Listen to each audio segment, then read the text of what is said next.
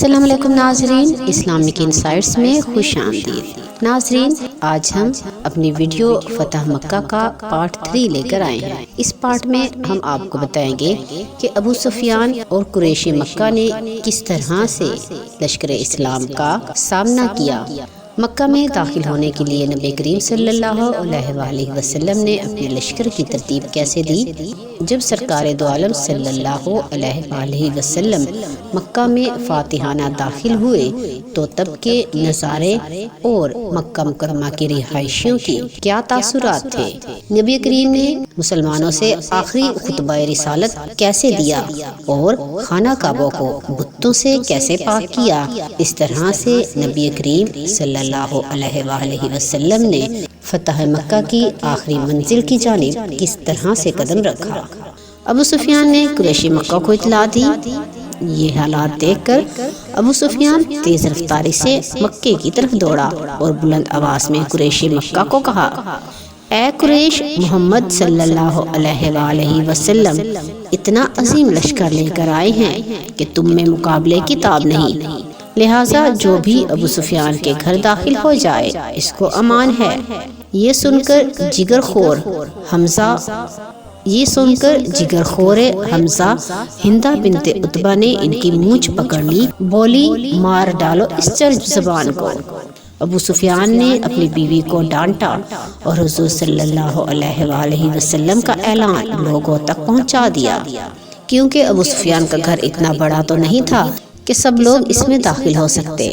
چنانچہ یہ اعلان کیا گیا کہ جو اپنے گھر میں داخل ہو گیا اس کو بھی امان ہے۔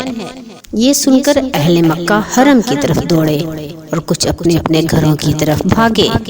مکہ میں داخل ہونے کے لیے لشکر کیسے ترتیب دیا گیا۔ حضور اکرم صلی اللہ علیہ وآلہ وسلم نے مکہ میں داخل ہونے سے قبل ذی الطوی کے مقام پر لشکر کی تقسیم کی اور مکہ مکرمہ میں مختلف راستوں سے داخل ہونے کی حکمت عملی اختیار فرمائی۔ حضرت خالد بن ولید کو حکم دیا کہ وہ مکہ مکرمہ کے زیریں حصے کی طرف سے داخل ہوں۔ ان کو راستے میں کچھ مزاحمت ہوئی جس کو حضرت خالد بن ولید نے کچل دیا۔ حضرت زبیر بن عوام کو حکم دیا کہ وہ مکہ کے بالائی حصے کی طرف سے داخل ہوں اور مقام ہجون میں سرکار دو عالم کا انتظار کریں۔ حضرت ابو عبیدہ کو حکم دیا کہ وہ وسطی راستے سے مکہ مکرمہ میں داخل ہوں۔ یہ تمام لشکر اپنے اپنے مقررہ راستوں سے ہو کر مقررہ مقام تک پہنچ گئے اور آقائے دو عالم صلی اللہ علیہ وآلہ وسلم کی تشریف آوری کا انتظار کرنے لگے۔ اب ہم آپ کے سامنے سرکار دو عالم صلی اللہ علیہ وآلہ وسلم کی مکہ مکرمہ میں فاتحانہ تشریف آوری کی منظر کشی کریں گے۔ ناظرین کرام، اللہ کے آخری نبی آج اپنے اس آبائی شہر میں فاتح کی حیثیت سے داخل ہو رہے تھے، جہاں سے آپ صلی اللہ علیہ وآلہ وسلم کو رات کی تاریکی میں نکلنا پڑا تھا، جہاں پر آپ پر ظلم و ستم کے پہاڑ توڑے گئے تھے، جہاں پر مکہ کی وسعتیں آپ پر تنگ کر دی گئی تھیں، جہاں آپ کو طواف کرنے سے روک دیا جاتا تھا، جہاں آپ پر اوجھڑی ڈال دی جاتی تھی، جہاں آپ پر پتھر برسائے جاتے تھے، جہاں آپ کا مذاق اڑایا جاتا تھا۔ آج اس شہر میں 12,000 کے لشکر کے ساتھ انا فتحنا لک فتحنا مبین کی بشارت لے کر یہ عظیم، کامل اور آخری نبی مکہ میں داخل ہو رہے تھے۔ اس دن آپ نے سیاہ امامہ باندھ رکھا تھا، ایک اونٹنی پر سوار تھے۔ جو ہی آپ صلی اللہ علیہ وآلہ وسلم کی نظر بیت اللہ شریف پر پڑی، آپ کا سر اقدس اللہ کی بارگاہ میں جھک گیا۔ آپ نے اپنا سر اس قدر جھکایا کہ آپ کی امامہ شریف کی سلوٹیں ڈھیلی پڑ گئیں۔ اونٹنی پر ہی آپ نے طواف فرمایا۔ ناظرین کرام، اب ہم آپ کو سب سے اہم حصہ یعنی خطبہ رسالت کے بارے میں بتائیں گے۔ تو مختلف کتب سیرت میں حضور اکرم صلی اللہ علیہ وآلہ وسلم کا یہ خطبہ درج ہے۔ اس کا تھوڑا سا مفہوم ہم عرض کریں گے۔ آپ صلی اللہ علیہ وآلہ وسلم نے فرمایا، اے قریشیوں، اللہ نے تم سے جاہلیت کے غرور کو ختم کر دیا۔ سب آدم کی اولاد ہے اور آدم مٹی سے بنے تھے۔ آپ نے فرمایا تم سے بہتر وہ ہے جو زیادہ پرہیزگار ہے۔ اے قریش بتاؤ میں تمہارے ساتھ کیا کرنے والا ہوں؟ سب نے کہا آپ شریف بھائی ہیں، شریف بھائی کے بیٹے ہیں، آپ جو کریں گے اچھا کریں گے۔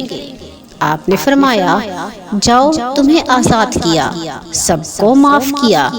یہ جرأت انگیز حوصلہ صرف آپ کا ہی ہو سکتا ہے، ورنہ اس موقع پر ہم جیسا انسان کہاں قابو میں رہتا ہے۔